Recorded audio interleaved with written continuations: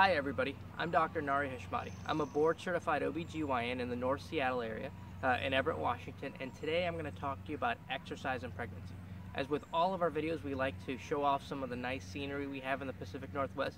So today I'm at Harborview Park. It's in Everett, Washington, and it has got a great view of the Possession Sound behind us. We're really blessed. We've got lots of nice parks. Right now, when we're taping this is early morning in the summer. This is a great time of year to get out, be active, and exercise. And so that's why today I want to talk to you about exercise and pregnancy. This is a common question that comes up to me oftentimes from my patients. They ask, look, can I exercise? Is it okay to exercise? Well, I want to reassure you that in most normal pregnancies, not only is it okay to exercise, but we're going to encourage you to exercise.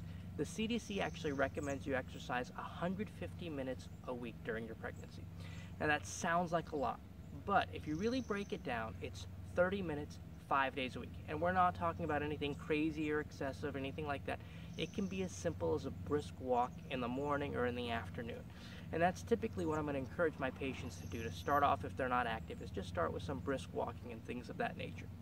Now the reason we encourage you to exercise during your pregnancy is not only is it healthy in general, but there are some benefits during your pregnancy. First off, we think it's got a lower risk of gestational diabetes or diabetes of pregnancy. We think it lowers your C-section rate. We think it lowers your risk of preeclampsia. A lot of these things probably are intermixed, meaning people who are also very active probably have healthy lifestyles which help contribute to these things, but it's still a good idea to exercise. Now, during your pregnancy, one of the hormones that plays a key part in a lot of the changes is relaxin. And I know people, as soon as I say that, they're like, relaxin? Who named it that?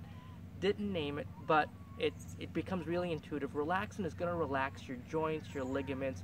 That's going to be very important when it comes time to actually have a baby. Now, prior to that, that's what helps throw people a little bit off balance. Between that and the enlarging uterus, you can get some more back pain. Now, if you're active and exercising and doing things like that, you're going to strengthen your support muscles.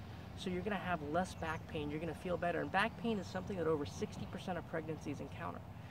Now, when your center of gravity is off, other activities other than brisk walking that you can do that are helpful. Swimming, great exercise for you. If you think about it, you're in the water, there's no risk of falling, it's going to take pressure off your joints, it's going to help with swelling, it's going to really help you there.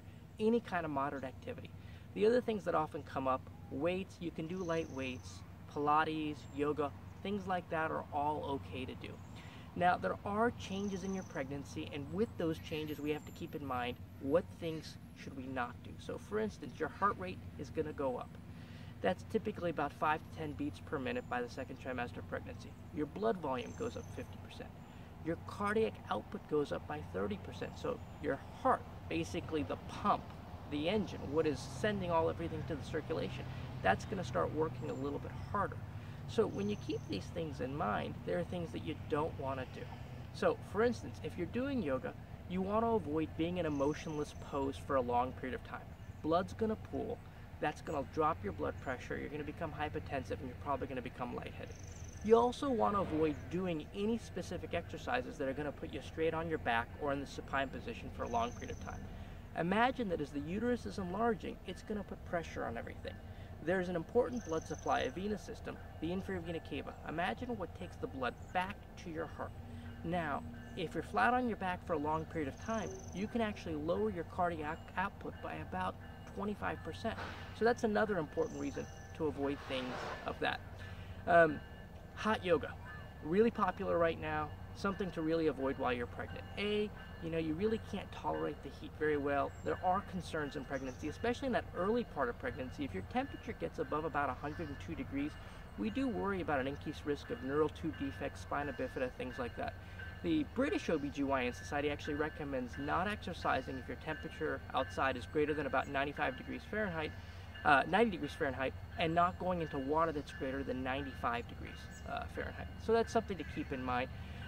While you're exercising, you want to stay very, very well hydrated during this time. You are going to lose a lot of fluid and a lot of water. Other activities you want to avoid anything that's a contact sport. We don't want to risk getting an injury or something impacting the abdomen. Babies are really well protected, but we want to make sure they stay protected and safe, so avoid contact sports. If you're traveling somewhere, you're in a high altitude and you're not used to that, you really want to be careful about being too active. And scuba diving. If you think about it, decompression sickness when you're going up and down is something that we concern about. Well, the fetal circulation actually can't clear those bubbles, so that's going to be another concern, so something you're going to want to avoid. So other than that, how active can you be? I've even had people come in and say, well, I'm a professional athlete, or I'm training for this or that. How much can I keep training? Well, talk to your OBGYN, but in most cases, you can continue a large number of your activities. There have actually been people who, during their pregnancy, have competed in the Olympics, and there are people who have actually medaled during that time. So it tells you, you can be active, it is safe to be active. Now, there are some signs that if they come up, it's a good sign that you should back off what you're doing.